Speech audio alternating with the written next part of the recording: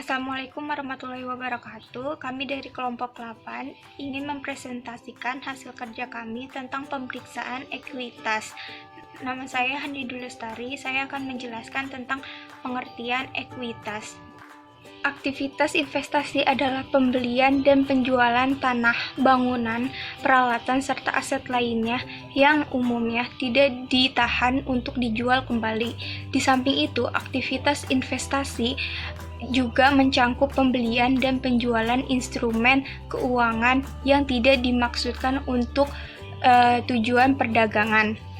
Menurut standar akuntansi keuangan entitas tanpa akuntabilitas publik, ekuitas adalah hak residual atas aset entitas setelah dikurangi semua kewajibannya. Pemeriksaan modal pada PT itu ada pertama modal menurut akte. Modal menurut akte pendiriannya yang telah disahkan Menteri Kehakiman dan HAM itu ada modal di dasar, modal ditempatkan, dan modal disetor. Yang kedua ada treasury stock, itu saham perusahaan yang sudah beredar lalu dibeli kembali oleh perusahaan. Yang ketiga ada premium atau diskon, itu dari penjualan saham, baik saham biasa maupun saham preferen. Yang keempat itu adalah selisih kurs atau modal disetor. Yang kelima itu adalah selisih penilaian kembali aktiva tetap. Itu untuk perusahaan yang melakukan revaluasi aktiva tetap berdasarkan peraturan pemerintah. Yang keenam itu ada retained earnings, itu laba ditahan atau sisa laba tahun lalu atau sisa rugi tahun lalu. Assalamualaikum warahmatullahi wabarakatuh. Perkenalkan, nama saya Rohadatul Aisy Utami. Di sini saya akan menjelaskan mengenai materi selanjutnya, yaitu tentang tujuan memeriksa. Karena tujuan memeriksa memiliki 6 poin. Yang pertama, keberadaan SQ, di mana keberadaan SQ bertujuan untuk memeriksa apakah terdapat internal kontrol yang baik atas permodalan, termasuk transaksi jual beli saham, pembayaran dividen, dan sertifikat saham. Yang kedua, ada struktur ekuitas neraca versus akta, di mana untuk memeriksa apakah struktur permodalan yang tercantum di laporan polisi keuangan atau neraca sudah sama dengan apa yang tercantum di akta pendirian perusahaan. Yang ketiga, ada kepemilikan izin. Apakah izin-izin yang diperlukan dari pemerintah yang menyangkut ekuitas, misalnya dari Kemenkumham, HAM, BKPMD, OJK, KPP, dan SK Presiden telah dimiliki oleh perusahaan.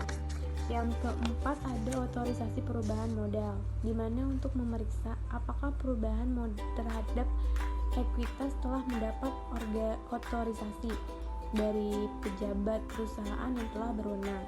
Dan yang kelima, ada perubahan retained earning, untuk memeriksa apakah setiap perubahan terhadap pada retained earning atau akumulated losses didukung oleh bukti-bukti yang sah. Dan yang terakhir, harus sesuai dengan PSAK. Apakah penyajian permodalan di laporan polisi keuangan sudah sesuai dengan SAK? Assalamualaikum warahmatullahi wabarakatuh. Perkenalkan, saya Anis Febriana. Di sini saya akan menjelaskan prosedur pemeriksaan ekuitas. Mari kita simak bersama-sama. Audit prosedur yang disarankan adalah sebagai berikut. Yang pertama, pelajari dan evaluasi internal kontrol permodalan transaksi jual beli saham, pembayaran dividen, dan sertifikat saham.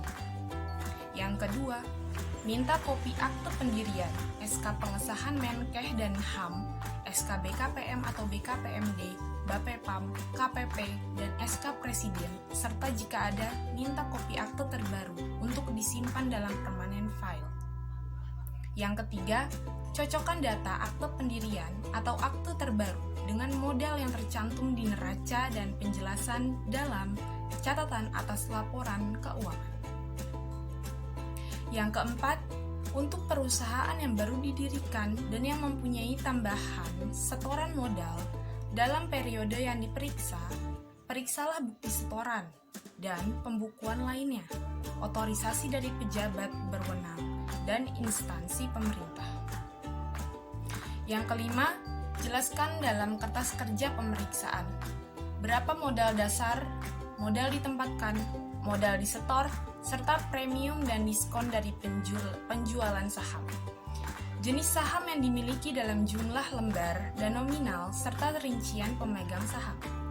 Yang keenam, periksa dokumen pendukung setiap ada perubahan dalam perkiraan retained earnings atau defisit.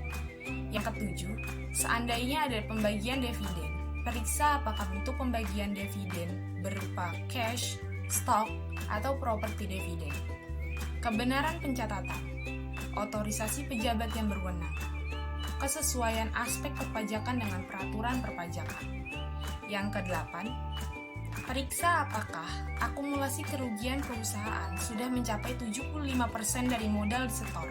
Kalau ini terjadi, harus ada penjelasan dalam catatan atas laporan keuangan.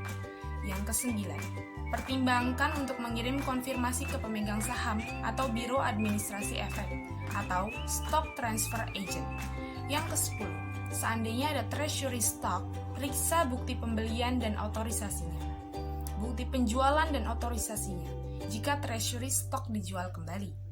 Tanyakan kepada manajemen tujuan pembelian treasury stock. Perhatikan bahwa treasury stock tidak berhak atas pembagian dividen. Yang ke-11, periksa penyajian ekuitas di laporan posisi keuangan dan catatan atas laporan keuangan sudah sesuai dengan SAK etap atau PSAK atau IFRS. Yang ke-12, buat kesimpulan mengenai kewajaran ekuitas. Demikian pemaparan saya atas pemeriksaan ekuitas. Mohon maaf jika ada salah kata dan terima kasih.